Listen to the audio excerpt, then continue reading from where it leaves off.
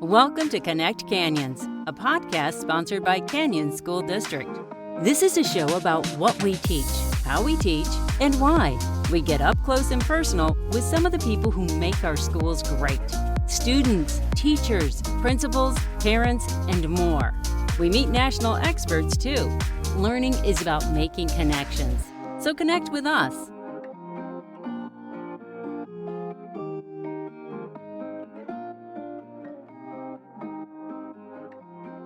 The students holding pom-poms on the sidelines of Canyon's district prep sport competitions are a far cry from the cheerleaders of yesteryear. Gone are the days of cheerleading as a social club or an extracurricular to encourage school spirit. Yes, times have changed. The students on competitive cheer squads hit the weights like defensive linemen, have the stamina of wrestlers, flip, leap, and twist like Olympic gymnasts, and boast the dancing skills rivaling the choreographed squads who back up pop divas in music videos.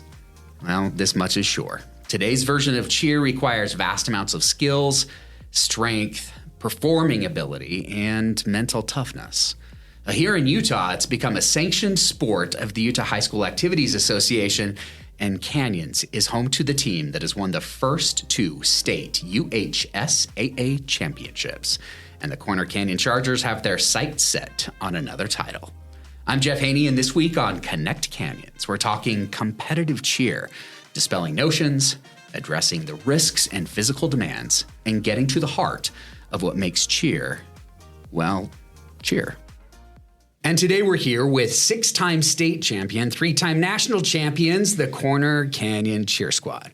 We're here with the coach, Whitney Lunt, and students, seniors and captains of this year's squad, Alicia Wong. Hi, Alicia. Hi. And Reagan Alleman. Hello. And Ava Johnson. Hi. I'm so glad that you came to talk to me about your season. And I truly believe that cheer, competitive cheer, is one of the hardest sports for high school students today. Now, the role of a cheerleader has changed throughout the year, but as you guys see it, what is the main role of cheer at a school today? Whitney? Well, I think from a coaching perspective, if we even look at when Corner Canyon opened 12 years ago, our main purpose was just to support all of the teams and programs at the school. And we competed on the side, but nobody cared or took it seriously. All they cared about is if we were at games. So watching it change over the years to now we are also a sport and competing is part of our role has really upped the athleticism of the sport and like what you have to be able to do it. Cheering on the sidelines is the easy part of our job.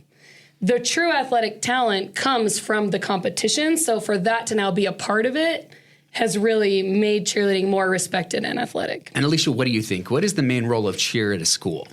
I think definitely the main role is to invite school spirit, but also not just coming from us, but also to bring crowd involvement and let them also be a part of that, just to help them have that high school experience and also to encourage and support the athletes in what they do. So, Reagan, tell me this. What made you want to be in cheer? Because you've been on the squad for 3-4 years? 4 years, yeah. So what made you want to be in cheer? Growing up, I was the kid who did pretty much every sport. I did soccer, I did tumbling, I did dance, I tried volleyball and basketball, and I did pretty much all of it. And when I got into, I think it was middle school, I started to realize like how much I loved tumbling. And I was like, wait, I really want to kind of incorporate this into something, and when I found out about the program that Corner Canyon Cheer had and the excellence that they really showed and displayed, I knew that that's something that I wanted to do. And so from that point on, when I think I was 12, I worked really hard. And it was hard. I had to overcome a lot of injuries. I broke my back. I had skin cancer, but there was nothing that was going to stop me. Okay, stop for a second. You broke your back. Yeah. Tell us about that. Well, so like I said, I was kind of involved in a lot of sports. And at this time when I first started cheer, I was still running track. I was still doing competitive soccer. I was doing competitive cheer. And over time, I kind of just started to develop some back issues. And I kind of just pushed it aside at first because I was like, oh, whatever. Like, all cheerleaders have back problems, especially at the level that I was at because I'd been tumbling my whole life. I was doing pretty advanced tumbling passes. I kind of just pushed it aside. But it got to a point where it got so bad that I actually wasn't even able to get out of bed.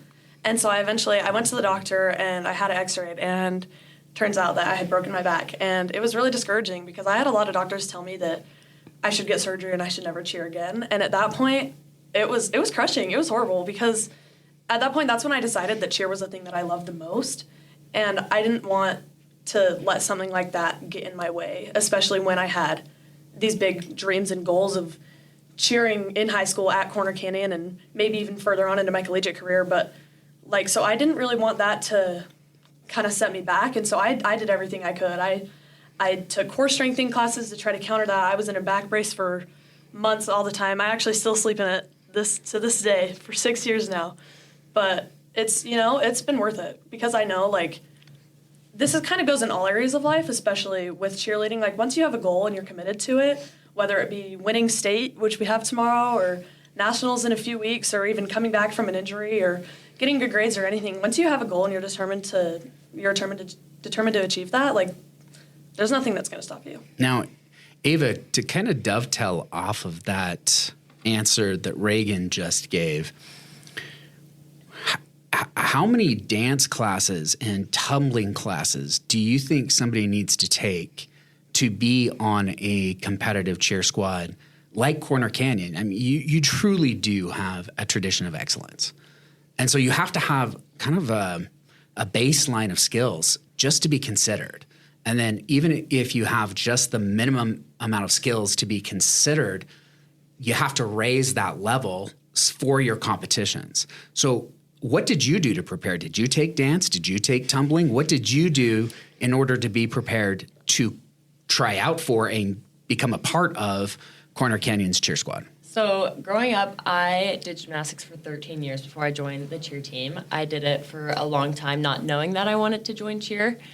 And then when I got to high school, I always saw the program. I went to my brother's football games, saw them on the sidelines. I always thought it looked fun, but I never really saw myself doing it. And then it came to the point where I started to learn more about their program, and I decided to go to the tryout meeting, look into trying out, and I found out just how much that you had to have to make the team. And so, I've always tumbled for a long time. So going into tumbling from gymnastics to cheer, you're going from a spring floor to a dead floor, which is very different for tumbling because it takes away a lot of your power that you have to build yourself.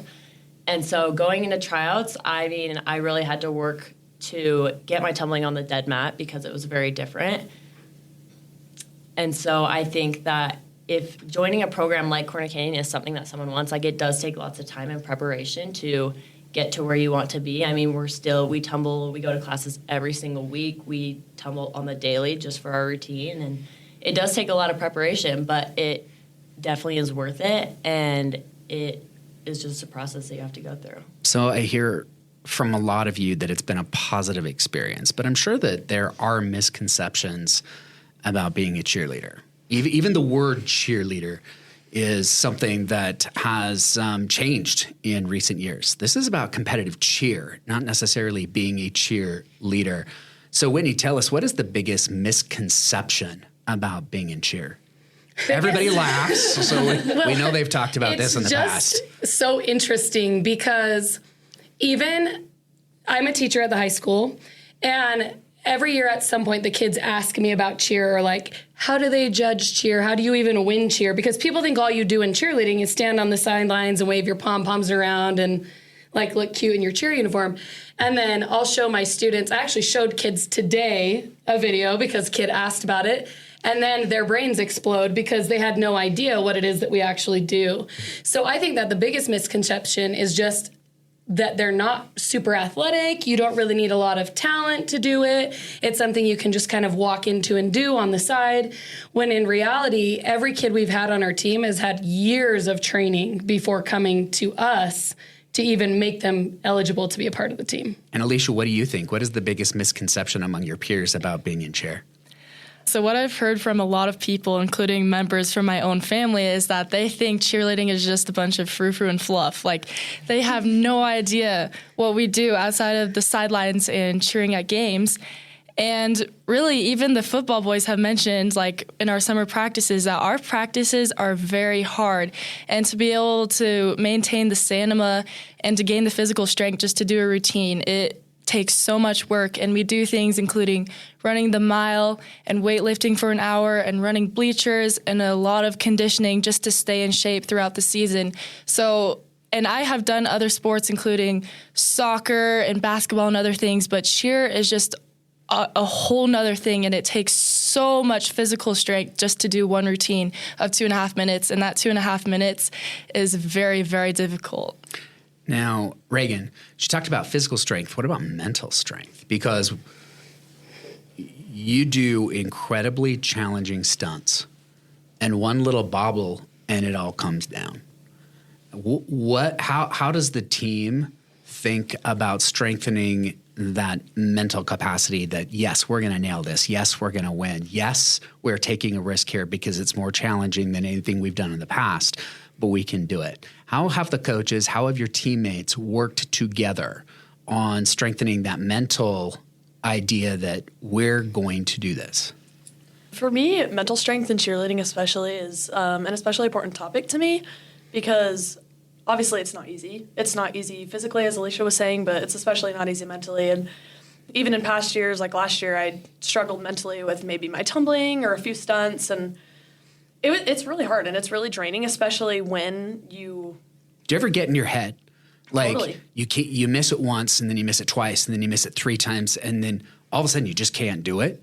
Yeah, in fact, that's actually what happened to me in my tumbling last season. There was nothing really that happened. Like, I never fell in my tumbling passes, but it came to a point where I got in my head so much that it just got to a point where I couldn't do it. And I felt like I couldn't do it. And it was really stressful, and it was a lot because there was a lot going on in my head, and I was really stressed out. And I'm lucky to be part of such a great program with coaches and teammates that would always encourage me and be like, look, like, you've got this. You've got beautiful tumbling. Like, we know you can do this. The team trusts you. The coaches trust you. But it was still very hard on me, and it was a struggle. But eventually, as I came to focus on my love for cheer and the confidence that it gave me when I was able to execute my skills, as I was able to shift my focus from the stress that I felt to the ability and the confidence that I had and the enjoyment that I found while doing it, while doing my tumbling passes and doing my stunts, that's when I became a much stronger base. That's when my tumbling all came back. And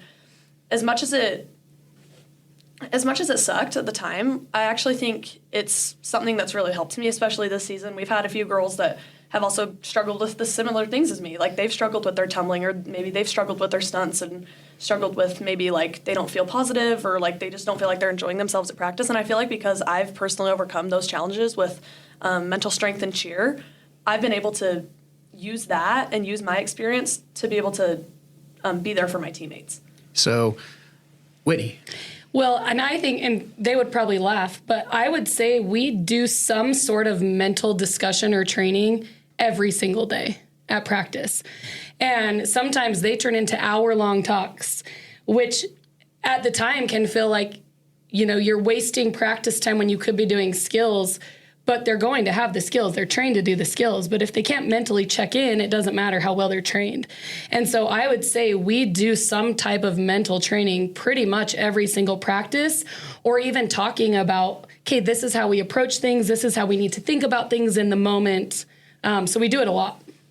I think also, like, we do mental training every day, and we do those exercises, but also practices themselves are mental training, I feel like, because we do so many routines, we run through so many sections, and with that, obviously, you're not going to hit every single time, and with that, it can be very mentally tough to pick yourself back up over and over again to keep going. And so I think being able to build that mental toughness, and we have really built that as a team this year, to pick yourself right back up and know that it's all part of the process, and you just have to keep picking yourself up even during those hard times. Another tradition that we have as a team that I really like is we always have the upperclassmen read a certain mental training book every year. Usually we read it in the summer, kind of before a camp or something, and all the upperclassmen kind of like take notes from the books that we read. And obviously, as a senior, I've read the book twice. It's been a different book each time. But something that I've really gained from that is confidence. Because in cheerleading, like you were saying, it's mentally hard, it's physically hard, but once you have that confidence and you show that confidence, you're really unstoppable. There's going to be your ups and downs in practices and in competitions and even games, but if you can really show the confidence that you have and you've been able to build through all your years of training and all the practices that you've had, then that's when you reach the top. So you said something, well, one of you said something that I thought was fascinating I think it was you, Reagan. You said confidence in being a base. That's jargon, and for the uninitiated, they may not necessarily know what the words base or flyer would be. So Whitney, take a second and talk about some of that jargon. What is a base? What is a flyer? What makes up your team and how they contribute to the routine? So realistically, we kind of have 5 roles of people on the team. You have, they're called main bases and side bases, but they're on either side of the stunt. They are the people who hold the girls in the air. There's also a back spot behind. So there's 3 of them all together who hold the flyer, or sometimes they call them top girls, up into the air. So you have those 4 positions. And then we also have 3 other people on the mat who are tumblers. So they may not necessarily stunt, but while the stunts are going on, they're doing those extra tumbling passes and things to give us kind of that extra pizzazz. And so every person on our team fills one of those 5 roles. They're either a main base, a side base, a back spot, a flyer, or a tumbler. So you tumbled for 13 years. Okay, so for those who will be watching, describe your tumbling pass. I imagine it's like a round off to a back handspring to a back tuck. Tell us what you do. So my tumbling in this routine, I do a round off back handspring full, and then now tell us what that is. For somebody who doesn't know gymnastics, what's a full? A full is you're doing basically a backflip with a twist and landing back on your feet. And then the round off back handspring before is you're running and you put your hands on the ground, flip your legs over, and then you do a flip with your hands on the ground, going into the flip without your hands in a twist. And I imagine for you right now, that's not incredibly challenging. It can be challenging when it comes to a routine, when you're in that 2.5 minute routine of using your endurance and strength the entire time. The tumbling pass itself has become easier because I've done it for so many years. But when you put it in a routine, it definitely does change the difficulty of that. Is that a difficult pass? Do most squads put that in their routine? Not many squads have. Well, some do, but we do have a lot of fulls on our team. So, and I say this with all the humbleness that I can muster, there is nobody in the United States of America that tumbles like Corner Canyon Cheer. So the humbleness of a 6-time state champion, 3-time national champion coach. Yes, I love that. We have at nationals, we will have 23 people on mat. 14 of them do standing handsprings into fulls. 15 out of the 23 do running handsprings into fulls. Plus, they all throw standing tucks, and we have specialty passes throughout. When we go to nationals, even at the national championships, nobody tumbles like Corner Canyon Cheer. The state competition is just hours away when we record this. Now, for those who are new to competitive cheer, and as you explained that you showed some of the video to some of your classes and they were surprised at what you all did for your competitions, explain the categories in which you compete. So if I understand, there's a show category, right? And is there a dance category as well? Tell us about the categories. There's 3 in all, and you're going to have to compete in those 3. So explain what it is that you have to do in all 3 of those categories. So in Utah, the way that you win a state championship is you compete a show or traditional routine, which is the 2 minute and 30 seconds that you jump, you dance, you stunt, you tumble. You literally do everything in that 2 minutes and 30 seconds. That is 70% of your total score at the state championships. Then they have game day categories, which are supposed to simulate more what you would do on the sidelines at a game.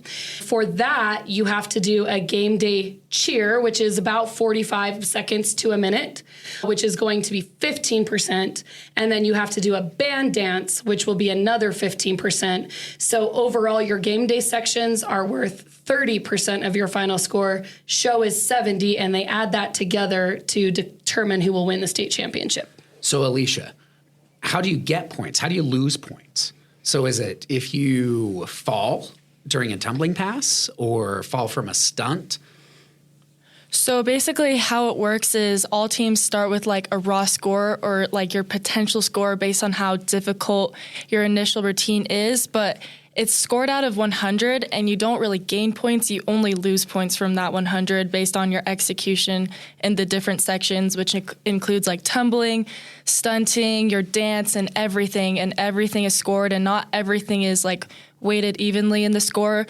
Like the cheer is worth a lot more, so that it's like so vital you do very well in that. So, Ava, what's the hardest thing about being in cheer?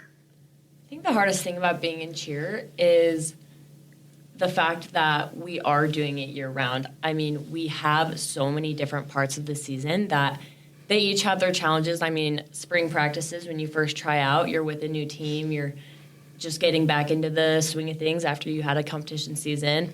And that's always hard with teaching the new girls the ways of Corner Canyon. And then you have summer practices, which we are outside every day at 6 a.m. doing 4 hours of practice every day, which can get really hard when, I mean, your friends they're sleeping in and you're getting up at 6 a.m. to work your butt off.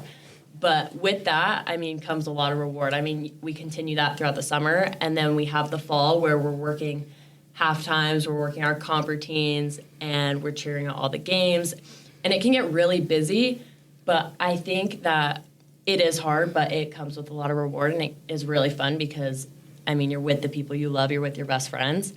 And so the hardest part really can be just, I mean, the amount of time you put into it, but it really is just the best thing. Reagan, what's the best thing about being in cheer? Ava kind of touched on this a little bit, but I really think that the best thing about being on cheer is all the friendships that you make. You know, because there's some girls on the team where maybe they're in different grades or maybe they're in different friend groups that you wouldn't really hang out with outside of cheer. But when you get to cheer and you spend all your time with them, you really create such a strong bond with 36 different girls, and they become the people that truly understand. Because a lot of times, even your other friends or, like, I don't know, maybe your family members won't really understand what cheer's like and the difficulty of it. But at the end of the day, it's the 36 girls that you have by your side that you know will always be with you, and you have their back and they have your back, and it truly is a relationship like no other. And Coach, what's the best thing about dedicating your life to a team for an entire year, not just a season, but an entire year on the sidelines and in competition? You can't ask me questions like this because I will cry. Everybody knows this. You can't ask me these questions. I think the most rewarding thing is seeing the growth in them, genuinely seeing that they are capable of so much more than they thought. It's our job to push them past their limits, and at times they hate us. I know every single one of them at one time or another has hated me, but when you see them break through those walls and accomplish something that they never thought they could do before, that to me is the best part. And seeing a kid going from being a freshman to a senior and the change in them, and not only as athletes, but as human beings, and the strength and resilience that they've gained, that's the journey for me that matters, whether we win or lose. Because some of my favorite years have been years that we haven't won. And it's just them becoming great humans and athletes. So tomorrow night is the state competition. The Corner Canyon Chargers will be competing. They'll be on the floor tomorrow night. It's at Utah Valley University. We wish you all the luck in the world. #GoChargers. Congratulations on a fantastic season so far. We are cheering for you. We are your biggest cheerleaders. Thank you so much for listening. This is Jeff Haney, Connect Canyon. Thanks for listening to this episode of Connect Canyons. Connect with us on Twitter, Facebook, or Instagram at Canyons District, or on our website, canyonsdistrict.org.